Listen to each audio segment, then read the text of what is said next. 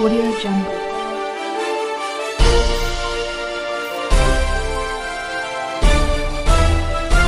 Audio Jungle. नमस्ते। News network में आपका स्वागत है। इमरान खान बहुत ही कंफ्यूज आदमी है। वो कब क्या कर दे कुछ पता नहीं है। अब उसने डीजल और पेट्रोल की कीमत में 10 रुपए की कमी कर दी है।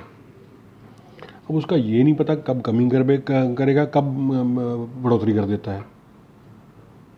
उसकी यही बात समझ नहीं आ रही है। और साथ ही उसने नई फॉरेन पॉलिसी भी लॉन्च कर दी है।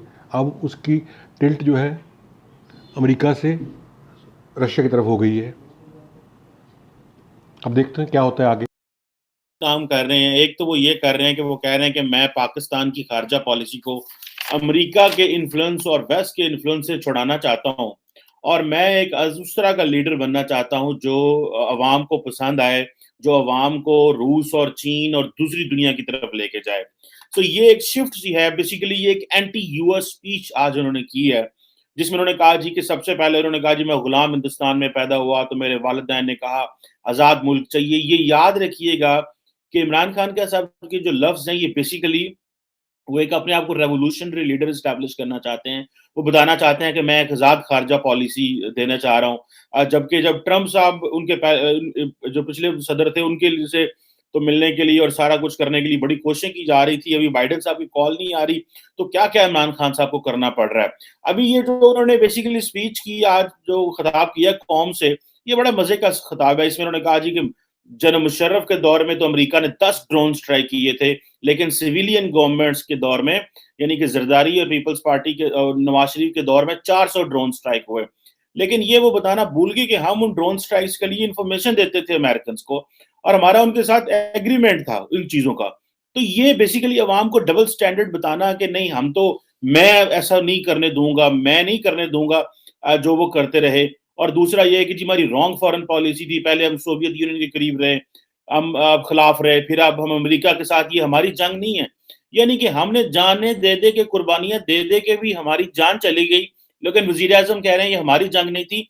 तो मुझे वो बताएं कि वो जो हजारों लोगों को आपने तालिबान बनाया था उनको कैसे खत्म करना था, वो जो उनको डीरेडिकलाइजेशन कैसे खत्म करनी थी।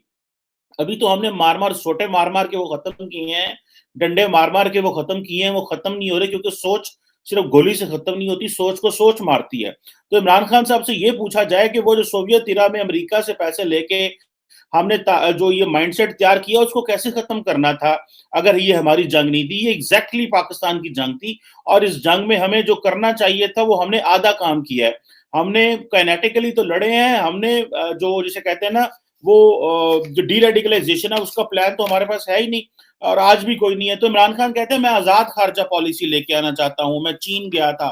तो देखो मेरे पाकिस्तानियों, जो अब वो बेसिकली गेम क्या कर रहे हैं, गेम प्लान ये है। अब क्योंकि इमरान खान को पता है कि ऑपोजिशन जमातें जो हैं वो उनके ऊपर चढ़ाई कर रही हैं, पीपल्स पार्टी ने कराची से धरना शुरू किया, वो इस्लामाबाद आ रहे हैं, तो उन्होंने साथ ही आज 10 रुपए पेट्रोल सस्ता कर दिया, 5 रुपए बिजली सस्ती कर दी। क्या हमारे मुल्क में ज्यादा पैसा बाहर से आना शुरू हो गया?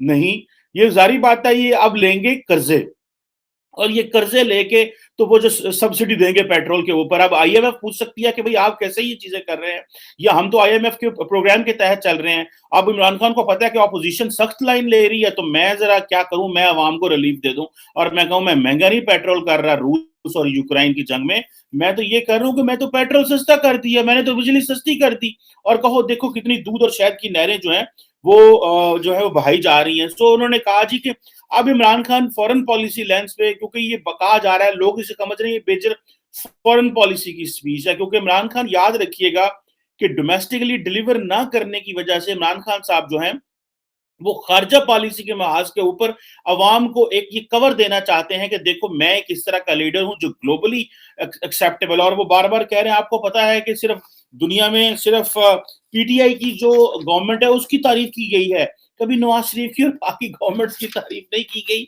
हमें तारीफ की जाती है। बिल गेट्स अभी जो आया हुआ था वो मुझसे पूछ के गया है कि तुमने कोविड को कैसे ठीक किया, तुमने इकोनॉमी को कैसे मजबूत रखा। खैर एनी हो, ये चीजें तो चलती रहेंगी, लेकिन उन्होंने जो बड़ा काम किया वो समझते हैं कि वो बेसिकली अवाम की नर्व्स पे खेल रहे हैं। देखिए, इमरान खान को एक बड़ा एडवांटेज है, जो मैं मानता हूँ, क्योंकि एनालिसिस करते हुए ये नहीं है कि हम तो डायसेक्ट कर रहे हैं ना उनकी फॉरेन पॉलिसी को या उनकी पॉलिसीज़ को। इमरान खान को एक पर्सनली बड़ा एडवांटेज है कि उनके पैसे बाहर नहीं है। वो कहते हैं मेरे पास कोई पैसा बाहर नहीं पड़ा हुआ। आज तक उनको एक ये बहुत बड़ा एडवांटेज है कि उन्होंने उनके ऊपर कोई मेजर करप्शन स्कैंडल नहीं है। उनकी पार्टी के लोगों के ऊपर है, लेकिन उनके ऊपर कोई स्कैंडल नहीं है। ये 2 चीज़ें जो हैं, इसके ऊपर वो खेल रहे हैं और वो कह रहे हैं जनाब के देखो आज ये रशियन ओलिगार्क्स के ऊपर जो वेस्ट ने पाबंदियां लगाई हैं, तो हमारी खारजा पॉलिसी कभी भी आजाद नहीं हो सकती, क्योंकि ये जो हमारे ओलिगार्क्स हैं, जो नवाज शरीफ साहब हैं या जरदारी साहब हैं, इनका पैसा बाहर पड़ा हुआ है। और जब पैसा बाहर पड़ा होगा तो फिर ये क्यों करके पाकिस्तान के हक में खारजा पॉलिसी बनाएंगे। तो वो कहते हैं ये जो ड्रोन स्ट्राइक, ये जो इन्होंने जो ड्रोन के हमले हम होते थे, ये बेसिकली इनकी मिलीभगत से होते थे। ये पाकिस्तान को उन्होंने बेच दिया है। और हालांकि जिसे वो कहते हैं ना कि अगर बेच दिया है, तो वो कहते हैं इनको बेच इन्होंने पाकिस्तान की खारजा पॉलिसी बेची। और जो जरदारी साहब थे, वो कोलैटरल डैमेज होता था तो उसके ऊपर बात ही नहीं करते थे। वो कहते थे कोई बात नहीं, इससे क्या हुआ, अगर कोलैटरल डैमेज हो रहा है हमें, यानी कि जब कहीं बॉम्ब लगता है, कोलैटरल डैमेज हम दोस्तों उसको कहते हैं, कहीं बॉम्ब लगे किसी बिल्डिंग में, तो उसमें जिस बंदे को मारने के अलावा अगर 50 बंदे या 10 बंदे और मारे जाए, that is known as a collateral damage. तो उन्होंने कहा जी कि ये कैसे होगा। अब वो कह रहे हैं कि जनाब वो कहते हैं उन लोगों को वोट दो जिनका पैसा बाहर नहीं पड़ा, जिनकी दौलत बाहर नहीं है। मैं कहते हैं वो मैं तो अच्छे से फैसला कर सकता हूँ, क्योंकि मैं जो है वो मेरे मेरे पैसे बाहर नहीं है। अब दोस्तों इसको समझने की जरूरत ये है कि इमरान खान साहब जो हैं वो अपनी जो डोमेस्टिकली उनको चैलेंजेस थे वो उसको ओवरकम नहीं कर सके। भले वो इकोनॉमी हो, भले वो बैड गवर्नेंस हो, रिफॉर्म्स हो या कुछ और चीजें थी, तो वो उसको चैलेंज नहीं कर सके। तो अब वो कहते हैं कि जो है मुझे क्या करना चाहिए, मुझे जो है वो फॉरेन पॉलिसी के फ्रंट के ऊपर लोगों को एक कवर दूं मैं। और मैं लोगों को कवर दूं, जो इसमें आज की स्पीच में 2-3 चीजें थी कि देखो मेरा पैसा बाहर नहीं पड़ा हुआ, जो अक्सर कहते हैं देखो मैं फॉरेन पॉलिसी आजाद रख रहा हूं, क्योंकि मेरे ऊपर यूरोप और अमेरिका और इंग्लैंड जो है वो प्रेशर नहीं डाल सकते, क्योंकि मेरा पैसा वहां नहीं पड़ा हुआ। पिछली हुकूमतों के पैसे वहां पड़े हुए थे, तो इसलिए ड्रोन स्ट्राइक होते थे। हालांकि पिछली हुकूमतों को बेचारों को पता भी नहीं हो रहा होता था क्या हो रहा था, जहां से हो रहा था वो कहीं और से होता था। और उनको तो समझ ही नहीं हो रही थी फॉरेन पॉलिसी की। नॉर्मली हमारे फॉरेन जो जो हुकूमतें हैं वो फॉरेन पॉलिसी पे ध्यान कब देते हैं, वो तो सड़कों पे और पुलों पे और कॉलेजों यूनिवर्सिटी बनाने पे ध्यान देते हैं और नौकरियों पे ध्यान देते हैं। फॉरेन पॉलिसी का तो हमारी जो पॉलिटिकल ग्रिड है उनको इस तरह का अंदाज ही नहीं है। अब वो कहते हैं जनाब कि मैं जैसे फॉर एग्जांपल अभी पीका लॉस की बात की उन्होंने कहा जी 2016 में ये कानून बना था, हमने तो ये कानून ही नहीं बनाया। अच्छा, खुद उस वक्त जो है इसकी मुखालफत कर रहे थे, आज कहते हैं कि ये नहीं सही है। और उसकी वजह यह है कि जनाब देख लें 70% खबरें हमारे खिलाफ होती हैं, ये खुद मान रहे हैं हमारे खिलाफ होती हैं। हमेशा गवर्नमेंट के खिलाफ खबर होती है, गवर्नमेंट के हक में कौन लिखता है। जो भी गवर्नमेंट की जो मुश्किलात होती हैं, चैलेंजेस होती हैं, वो हाईलाइट करना ये मीडिया का काम है। कि मीडिया का काम को पब्लिक रिलेशनिंग तो नहीं होता गवर्नमेंट की करना। तो उन्होंने कहा जी कि आज वो क्या है जी, आज हम देख रहे हैं सोशल मीडिया गंद पड़ा है, वहां पे लोगों के साथ ज्यादती हो रही है। इस बात में तो मैं एग्री करता हूँ कि किसी की इज्जत नहीं उछालनी चाहिए, किसी की फैमिली का तस्करा नहीं करना चाहिए, माओ बहनों बेटियों बीवियों की बातें सोशल मीडिया पे बिल्कुल नहीं होनी चाहिए। आई एग्री 100% ऑन दिस, क्योंकि सियासत इमरान खान साहब कर रहे हैं, उनकी पॉलिसी पे तनकीद करना हमारा हक बनता है। उनकी जाती लाइफ में वो क्या करते हैं, मेरा ख्याल है ये ज्यादती है और ये बिलो द बेल्ट है। ये किसी सियासतदान किसी शख्स के भी हमें नहीं करना चाहिए, लेकिन शायद बहुत सारे लोग मीडिया में पॉपुलैरिटी और अपनी वो स्पेस मांगने के लिए शायद ये काम करते हैं, जो कि दिस इज वेरी अनफॉर्चुनेट इन पाकिस्तान। अच्छा, मजे की बात यह है कि वो कहते हैं कि इस्लामिक वैल्यूज हैं। वो एक सहाफी है, उसने मेरे बारे ये कहा वो कहा, मेरी बीवी के बारे में कहा कि मेरी बीवी जो है वो घर छोड़ के चली गई है, जो कि मैं समझता हूँ कि गलत बात है। और शायद हम इतना ज्यादा उनकी जो है पर्सनल लाइफ को हिट करते हैं यहाँ पे पाकिस्तान में, जो कि शायद नहीं करना चाहिए। This is very unfair. लेकिन एक चीज है कि वो अब अपनी फॉरेन पॉलिसी को वो कह रहे थे कि हम कहीं और लेके जा रहे हैं। मिसाल के तौर पे वो कह रहे हैं हमने चाइना के साथ हमारे बड़े इंपॉर्टेंट रिलेशंस डेवलप हुए हैं, अच्छी जो है वो टाइज डेवलप हुई हैं। रशिया से कहते हैं हम गए थे, हमने वहां से आटा लेना था, वीट इंपोर्ट करना, हमें वहां से गैस इंपोर्ट करनी है। प्राइम मिनिस्टर इमरान खान साहब से मैं पूछना चाहता हूँ, सर पाकिस्तान एक एग्रेरियन मुल्क है, हम क्यों बाहर से आटा इंपोर्ट करते हैं, क्यों बाहर से हमारे पाकिस्तान में गंदम क्यों नहीं उगती। ये हम लोग किससे सवाल कर सकते हैं। एक एग्रेरियन मुल्क होके हम दुनिया को बताते हैं कि हमारा जो जीडीपी का 60% 50% है वो तो एग्रीकल्चर से जुड़ा है। अब मुझे ये बताएं, जितना वो 60-50% एग्रीकल्चर से जुड़ा हुआ है, जो को जाहिर बात है हर आए दिन कम होता जा रहा है, तो हमारी जाहिर बात है लेबर फोर्स भी उससे है। तो जब आपकी पोजीशन ये है कि आप आटा बाहर से मंगवा रहे हैं और आप हमारा वजीर आजम दूसरे मुल्कों में जा रहा है, और इंतहाई शर्मनाक हमारी जो पॉलिसी मेकर्स की पोजीशन ये है कि इमरान खान साहब बताते हैं हम दालें भी बाहर से मंगवाते हैं। एक एग्रीकल्चर मुल्क है, पूरी जिंदगी हमने किया क्या है कि हम आटा गंदम चावल भी नहीं बना सकते कि हम अपने लोगों को खिला सकें। खैर एनी हो, और वो कह रही हम गैस इंपोर्ट करने गए थे वहां से, और गैस इंपोर्ट वो जो है वो करेंगे। गैस इंपोर्ट आपने कहां से करनी, हम ईरान से गैस इंपोर्ट नहीं कर सके, हमारी कौन सी वो जो है वो, हमें इन चीजों का पता है कि ये क्या होगा। और बार बार वो एक चीज करते हैं, वो कहते हैं जनाब कि हमें जो वो बार बार कहते हैं कि जी जो आपकी जो रेमिटेंस है वो बाहर से आ रही है। जब आप रेमिटेंस बताते हैं बाहर से आना, तो that is not known as your strength, that is known as your weakness. So मेरा ख्याल है कि this is a problem and this is a challenge जो कि हमें समझना चाहिए। और this is not something this is a very much important point हमारे लिए। यहाँ से जो क्वेश्चन देखने की बात है कि जो हमें यहाँ से जो देखने की जरूरत है वो ये है कि क्या जो अगर इंटरनेशनली फॉर एग्जांपल अब कह रहे हैं कि जी अगर जो मैं उनकी स्पीच सारी देख रहा था कि हमारे फॉरेन एक्सचेंज रिजर्व नहीं है, हमें इंपोर्ट बाहर से करनी पड़ती है, हमारी जो ऑयल प्राइसेस हैं वो नीचे जा रही, हम उसको नीचे लेके जा रहे हैं। मुझे तो ऐसे लग रहा है कि खान साहब इलेक्शन मोड में आ चुके हैं। आज की स्पीच का मतलब भी यही था। और जो दुनिया है वो इमरान खान साहब की तारीफें कर रही है। भाई किस चीज पे तारीफें कर रही है? सऊदी अरब आप जाते हैं, ऑयल ले आते हैं फ्री, कैश लेके आते हैं फॉरेन एक्सचेंज रिजर्व के लिए, आईएमएफ के पास आप जाते हैं इस चीज के लिए। जो बिल गेट्स आए थे उसको हमने कहा कि हमारी पॉवर्टी जो है वो कम कर दो। सो इमरान खान साहब ने आज बेसिकली कौम की नर्व्स पे खेला है। मैं यहाँ पे अमेरिका में बहुत सारे पाकिस्तानियों से मिला हूँ, और जो वो बात करते हैं ना, तो वो एक चीज जरूर कहते हैं कि देखें कि जनाब इमरान खान ने मुल्क को आजाद कर दिया है, हमारे मुल्क के अंदर वो बड़ी जान आ गई है, अब हमारी खारजा पॉलिसी आजाद हो गई है, अब वो लोग वो पुराने जमाने नहीं रहे जो नवाज शरीफ के दौर में थे, अब मिलिट्री डिक्टेटर यहाँ पे नहीं आ सकता। और लेकिन मजे की बात यह है कि मेजोरिटी लोगों को तो पता ही नहीं है कि हमारी सिक्योरिटी के हवाले से क्या चीजें हैं और क्या नहीं है। और ये सिर्फ कौम की नर्व से खेलना और कहना कि जी पुराने जो लीडरान थे वो ओलिगार्क्स हैं, वो पाकिस्तान के ओलिगार्क्स हैं, वो कभी भी मुल्क के लिए अच्छा काम नहीं कर सकते। मेरा नहीं ख्याल कि इस तरह कहने से कोई इस फर्क पड़ेगा, क्योंकि पाकिस्तान में ज्यादातर लोग जो हैं वो माजी के सियासतदानों को देखा जाए तो वो अपना पैसा और बिजनेस बाहर इसलिए रखते हैं कि वो कहते थे कि जब भी मुल्क में मार्शल लॉ लगता है तो उनके सारे पैसे और उनकी चीजों को हड़प कर लिया जाता है और उनको कमजोर कर दिया जाता है। तो अगर हम पैसा बाहर ना रखें तो हम आजाद कैसे रहेंगे? सो ये माजी के रेफरेंस हैं। मेरा ख्याल है बहुत सारे पॉलिटिशियंस जो हैं वो इसलिए पैसा बाहर लेके जाते थे। और दूसरी बात यह है कि कारोबार बाहर करना कौन सा पाकिस्तान के कानून में पाबंदी है? अगर हम ये कहते हैं कि अगर पाकिस्तान बाहर से पैसा पाकिस्तान लाया जाए और यहाँ पे इंडस्ट्री लगाई जाए, तो पाकिस्तान के लोगों का भी काम है कि बाहर जाके कहीं पे इंडस्ट्री लगाएं, बिजनेस करें।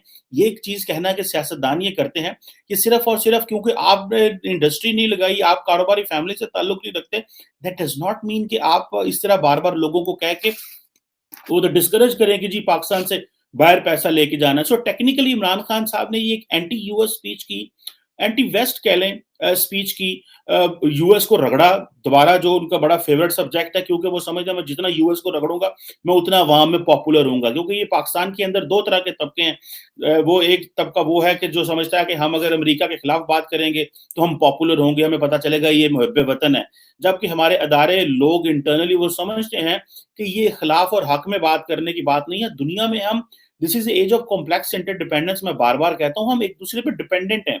कोई मुल्क दूसरे मुल्क के बगैर नहीं रह सकता, भले 1% इन्हिसार हो, आधा फीसद इन्हिसार हो, 10%, 10% डिपेंडेंसी हो, लेकिन दुनिया की डिपेंडेंसी है एक दूसरे के ऊपर। और वो डिपेंडेंसी बड़ी नेचुरल सी होती है, उसमें किसी का ये किरदार नहीं होता कि जनाब ये वो जो कि जी वो हमें उससे पीछे हट जाना चाहिए। मिसाल के तौर पे वो कह रहे थे जी मुझे माएँ फोन करती हैं और कहती हैं कि सोशल मीडिया पे देखो कितना गंद है, और वो बता रहे थे कि 94,000 केसेस एफआईए के ऊपर है, सिर्फ 38 का फैसला हुआ है। तो भाई कसूर तो आपकी एफआईए का हुआ ना, कि जो फैसले नहीं कर पा रहे, जिनके पास प्रोसिक्यूशन नहीं है, जो डिसीजन नहीं ले पा रहे, जो लोगों के साथ मिसयूज करते हैं। अभी रिसेंटली एक सहाफी जो है, आपने उसको पकड़ने की कोशिश तो की, आपने उसको जेल में डाला, उसके ऊपर एक अगर एफआईआर, अगर एक एप्लीकेशन आई मिनिस्टर साहब की तरफ से, तो काम था कि उसका एक प्रोसीजर अडॉप्ट होता, उनको बुलाया जाता, पूछा जाता, अगर इन्वेस्टिगेशन से आप मुतमिन नहीं, आप जेल में डाल देते। तो आपने पहले दिन ही उनके घर में छापे मार के आधे घंटे बाद उनको जेलों में डालने की कोशिश की। तो दैट डज नॉट मीन कि अगर आप एफआईए आपके नीचे है तो आप उसको दबाना शुरू कर दें। मुझे एक चीज का तो बड़ा अच्छे से अंदाजा हो रहा है कि पाकिस्तान में बात करना मुश्किल काम है, क्योंकि अगर आप बात करते हैं तो आपको कहीं ना कहीं से मोड़ा जाता है, कहीं से मरोड़ा जाता है, क्या है, इसको चुप कराओ, अगर ये चुप ना किया तो इसको जो है ना वो मिसाइल पैदा होंगे। और जिसके हाथ में कानून होता है, जिसकी वो समझ ये हमारी बांदी है, हम जब मर्जी इस कानून का इस्तेमाल कर सकें और हम जब मर्जी इसकी वो जो चीजें हैं वो कर सकें। सो मुझे ऐसे तो लगता है अब हमें जो चीज़ करने की ज़रूरत है वो ये है कि इमरान खान साहब जो है वो अपनी एक हुकूमत को स्ट्रेंथन करने के लिए, अवाम के अंदर विन करने के लिए उनकी आज की स्पीच अपने जो उनके व्यूअर है, जो उनका अपना फॉलोअर है, जो उनका वोटर सपोर्टर है, उसके लिए बहुत अच्छी थी। उसने इमरान खान के कोई कॉन्फिडेंस दिया है। लेकिन मैं बात कर रहा हूँ एक लार्जर स्केल की बात कर रहा हूँ, जिसमें मैं बात कर रहा हूँ कि पाकिस्तान की ज़रूरत क्या है? जो पाकिस्तान की ज़रूरत है वो कुछ और है, जो एक इंटरनेशनली जो ज़रूरियात होती हैं, वो सारी बात है वो और हैं, और उसमें सारी हमें उन चीज़ों को समझना होगा और देखना होगा कि क्या हम कर सकते हैं और क्या नहीं कर सकते। बट दिस इज़ समथिंग जिसे आप कह लें कि ये एक बड़ी इम्पोर्टेंट स्पीच थी, इन अ वे कि जनरली उन्होंने एक एंटी वेस्ट स्पीच करने की कोशिश की, एंटी यूएस स्पीच करने की कोशिश की, फॉरेन पॉलिसी की डायरेक्शन देने की कोशिश की। और मुझे ऐसा लगता है कि जब इमरान खान साहब ऑपोजिशन में जाएंगे तो फिर शायद पाकिस्तानी जो हुकूमत है, जो वो है, वो वेस्ट को ये तासुर जाएगा कि ये बंदा जो है ये तो शायद हमारे खिलाफ है। लेकिन Imran Khan on on so many sides जो है वो उनका जो खास किस्म के ग्रुप है जो उनको फॉलो करता है, वो समझते हैं कि यार देखो ये जो बंदा वेस्ट को हिट करता है वो सच्चा होता है और हमारे साथ ज्यादतियां हुई हैं और उन्होंने हमारे साथ ज्यादतियां की हैं। लेकिन हम इस चीज को भूल जाते हैं कि हम वो जो अमेरिका के साथ जंग में हम शामिल हुए थे, बेसिकली वो उसकी माजी क्या है और हम क्यों शामिल हुए थे, और क्यों, क्या इस तरह का इंतहा पसंद रहना या असला पकड़ना या किसी दूसरे मुल्क में जाके जहाद करना या जहादी बनाना, क्या ये ठीक था? उसको भी क्रिटिसाइज करें ना, सिर्फ एक चीज को जो है वो क्रिटिसाइज ना करें। और ये फैसले हमेशा इंटरनल लोगों पे छोड़े जाते हैं, बाहर से आपको कोई प्रेशर नहीं डालता कि आप वो आपने ये करने हैं या नहीं करने। एनी हाउ, जैसे मैंने कहा, जस्ट इंक्लूडिंग दिस रिमार्क कि इमरान खान साहब के अपना वोटर सपोर्टर के लिए स्पीच बहुत अच्छी थी। उनका इमरान खान साहब पे कॉन्फिडेंस बढ़ा है, जबकि जो जनरली जो है वो उसमें ये समझा गया है कि इमरान खान क्योंकि अपोजिशन से भी घबराए हुए हैं और मार्च भी हो रहे हैं, महंगाई भी बढ़ रही है, तासुर जा रहा था, और ये खासकर रूस के विजिट के बाद चीजें ज्यादा खराब हुई थी। वो पता चला हम तो वहां से गंदम लेने गए हुए थे, आटा गंदम लेने गए हुए थे कि हमारे साथ वो डील की जाए। मैंने समझा कि शायद फॉरेन पॉलिसी में कोई लंबी चौड़ी शिफ्ट आएगी जो कि देखने को नहीं मिलनी, और बहुत सारे नाकदीन का कहना है कि वो तो इमरान खान साहब ना भी जाते तो शायद हमारी डील उनसे हो सकती थी। बल्कि मैं आज ही अपने ट्रेड मिनिस्टर साहब को सुन रहा था, वो कह रहे थे कि हमारी उनसे कोई वीडियो कॉन्फ्रेंस होनी थी, वो नहीं हो पा रही, और जो है वो ट्रेड हमारी उनसे बहुत कम है। गैस के इंफ्रास्ट्रक्चर इस दौर में क्या हम वहां से लेके आ सकते हैं जब स्विफ्ट बैंकिंग सिस्टम वो ख़त्म कर रहे हैं। तो हमने देखा इमरान खान पे दबाव बढ़ने लग गया है। अब ये किस करोड़ बैठता है दबाव, ये अभी देखना बाकी। ऑपोजिशन और सरकार दोनों नंबर गेम खेल रहे हैं। अब उठ किस करोड़ बैठता है ये देखना है। नंबर इनके कम है या उसके कम है, ये भी देखने वाली बात है। चलिए अब हमको देखते हैं क्या होता है। नमस्कार।